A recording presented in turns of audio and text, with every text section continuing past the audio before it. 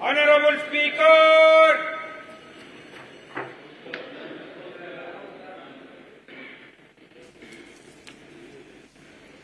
श्री पद्मलोचन पंडा, माननीय मंत्री।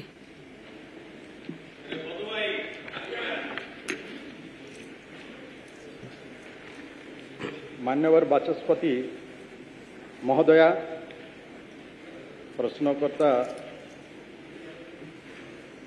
जो प्रश्न करिसेंती तार उत्तर मो पवित्र गृह रखा चाहूँगी। बालेश्वर शिक्षा जिला अधीनस्थ सिमलिया और खैरा ब्लॉक रे यथाक्रमे 10 एवं 22 गोटी उच्च प्राथमिक अनुदान प्राप्त विद्यालय अच्छी।